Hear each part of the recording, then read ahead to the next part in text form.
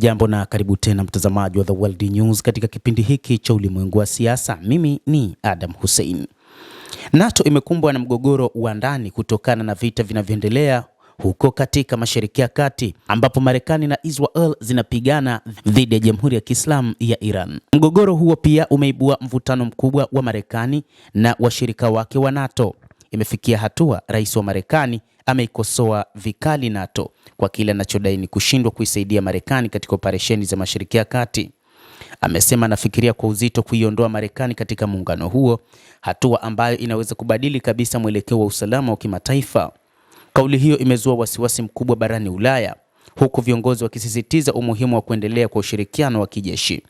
Wakati huo huo, katibu mkuu wa NATO anatarajiwa kuzuru Washington kujadili hatma ya muungano huo. Hata hivyo, moja kati ya jambo ambalo wanachama wa NATO wamekuwa wakieleza kila kukicha ni kwamba Marekani haikuzihusisha nchi wanachama wa NATO katika mapambano yake dhidi ya Iran. Ni mapambano ambayo Marekani ilishirikiana na Israel na iliamini kwamba itaweza kumaliza vita hivyo. Na sasa kutokana na kwamba Iran imekuwa na uwezo kijeshi ambao haukutarajiwa hapo nyuma, sasa rais huyo wa Marekani anazililia nchi washirika wa NATO kwamba hazitaki kumsaidia katika vita hivyo, huku nchi hiyo ikiwaza kujiondoa katika vita hivyo. Rais huyo wa Marekani anadai kwamba wakati huu mataifa hayo kama yanahitaji mafuta yanapaswa kufungua mlango wa bahari wa Hormuz. Wakati mgogoro huo ukiendelea, mataifa mbalimbali yanaanza kutoa wito wa mazungumzo ya amani. China kwa kushirikiana na Pakistan imependekeza mpango wa hatua 5 za kusitisha mapigano na kuanza mazungumzo. Na hata hivyo, tofauti za kimtazamo kati ya Marekani na Iran zinaendelea kuwa kikwazo kikubwa cha kufikia suluhu ya haraka. Kwa sasa dunia inaonekana kusimama katika njia panda kati ya kuendelea kwa vita au kurejea kwenye diplomasia. Na kadri mvutano unavyozidi kuongezeka, ndivyo hatari ya mgogoro huu huathiri maeneo mengi zaidi duniani inavyozidi kuwa kubwa.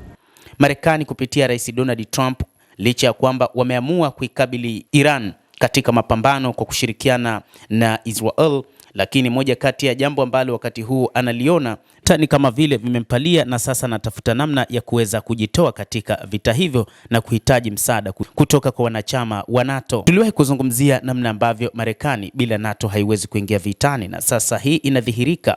Licha ya kwamba Marekani ndio taifa lenye uwezo mkubwa kijeshi katika NATO, lakini wakati huu kutokana na namna ambavyo inaiona athari ya vita hivyo, imekuwa ikiwalilia wanachama wa NATO huku ikitaka kujitoa katika vita hivyo. Mtazamaji wa The World News, kuna mambo mengi ambayo yanajiri katika ulimwengu, hasa katika kipindi hiki cha vita vinavyoendelea katika eneo hilo la Mashariki ya Kati. Lakini rais wa Marekani ambaye amelihutubia taifa na kueleza maendeleo ya vita hivyo dhidi ya Iran, amedai kwamba wa Iran wanataka usitishaji wa mapigano, licha ya wa Iran wenyewe kusema kwamba hakuna ukweli juu ya wao kutaka kusitisha vita. Vikosi vya Marekani na Israel vinaendelea kuishambulia Iran na kuua watu, na imeua watu 9 huko Larestan na Mineh katika saa za karibuni, huku mashambulizi ya kujibu ya Iran yakijeruhi na kusababisha uharibifu mkubwa katikati mwa Israel.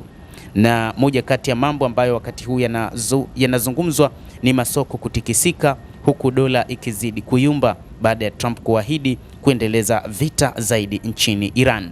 Masoko duniani yameyumba kufuatia kuongezeka kwa hofu ya vita dhidi ya Iran, huku hisa zikishuka bei, na mafuta pia bei ikiongezeka, na dola ya Marekani ikizidi kuyumba kwa namna moja ama nyingine. Hali hiyo imechochewa na hotuba ya rais wa Marekani Bwana Trump, ambaye hakutoa ufafanuzi wa wazi kuhusu ni lini vita hivyo vitaisha, jambo ambalo wawekezaji walikuwa wakilisubiri. Trump alisema Marekani itaendelea kuishambulia Iran kwa nguvu katika wiki 2 hadi 3 zijazo, licha ya kudai kuwa malengo ya kijeshi yanakaribia kukamilika.